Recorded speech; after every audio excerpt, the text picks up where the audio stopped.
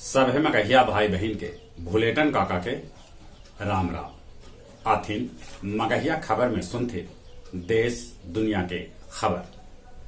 आज 22 मार्च बिहार दिवस है।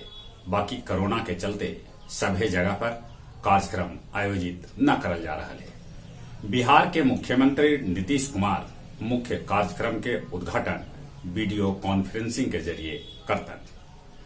महाराष्ट्र के गृह मंत्री पर लगल गंभीर आरोप शरद पवार कहल का मुख्यमंत्री उद्धव ठाकरे लेथन फैसला। उन्हें शिवसेना के संजय राउत कहलन सरकार के छवि एक से धूमिल होए लगे। भारत 6 करोड़ कोरोना के टीका दुनिया के 76 देश में दिलक है। ये जानकारी स्वास्थ्य मंत्री डॉक्टर हर्षवर्धन दिल का। लोकसभा अध्यक्ष ओम बिरला कोरोना पॉजिटिव हो गए। मध्य प्रदेश के 3 गो शहर इंदौर, जबलपुर और भोपाल में फिर से लॉकडाउन लगा देवल गया। बिहार में नया जिला, अनुमंडल और प्रखंड बनावे लेल उप मुख्यमंत्री तारकिशोर प्रसाद के अध्यक्षता में एगो कमेटी के गठन कल गए। सोना पिछलका 8 महीना में 11,500 रुपया सस्ता हो गया। खर्चा के अंकेक्षण पूरा न करे वाला मुखिया अयोग्य घोषित कर देवल जाता। टीएमसी नेता सांसद शिशिर अधिकारी जे शुभेंदु अधिकारी के बाबूजी हथन भाजपा में शामिल हो गया। बिहार सिपाही भर्ती परीक्षा में 130 परीक्षार्थी कदाचार में संलिप्त पावल गया, जगह में से 64 अभ्यर्थी के गिरफ्तार कर लेवल गए। मगध साहित्य कला मंच जहानाबाद परिवार के तरफ से हेरिटेज प्लेस जहानाबाद में रंगोत्सव कार्यक्रम के भव्य आयोजन कल गए, जगह में बिहार और बिहार के बाहरे के कवि साहित्यकार भाग लेलन। 2 बच्छर में चौथा बेर इजराइल में चुनाव 23 मार्च के करावल जाए। उत्तर कोरिया के राजनयिक मलेशिया में दूतावास छोड़ल।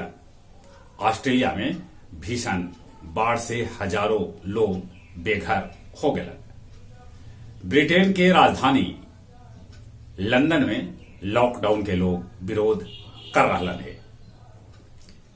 थाईलैंड में राजशाही में सुधार लेल प्रदर्शनकारी सभे पुलिस से भिड़ल। गया इस्कॉन मंदिर में खेलल गयल फूल से होली। वजीरगंज प्रखंड के बसुआ टोला झब्बलपुर गांव के लोग पैमार नदी में चुइया खोद के पानी के इंतजाम कर रहा है। लैंडस्माइन के चपेट में आवे से 12 चट्टी के दुमुही धबधब्बा जंगल में महेश यादव के एगो गोड़ उड़ गए। केंदुई गांव भी बालू माफिया पुलिस अधिकारी सभे के घेर लेलन।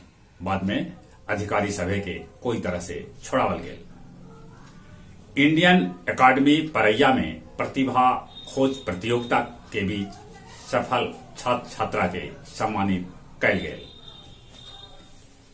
अब कुछ खेल के समाचार। 1 दिवसीय मैच लेल इंग्लैंड अपन टीम घोषित कर दिल। इंग्लैंड के टीम में चोटिल जोफ्रा आर्चर शामिल न करल गए। शूटिंग विश्व कप में भारत के महिला और पुरुष एयर पिस्टल टीम के भेटायल स्वर्ण पदक। भवानी देवी राष्ट्रीय तलवारबाजी चैंपियनशिप में 9वां खिताब जीतलन।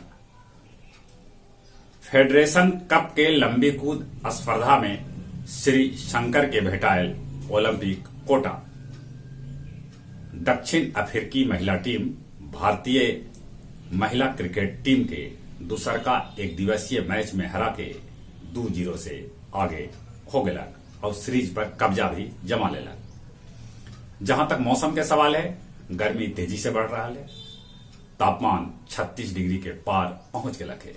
आसमान में छोट मोट बादल भी है। रात के ठंडा है।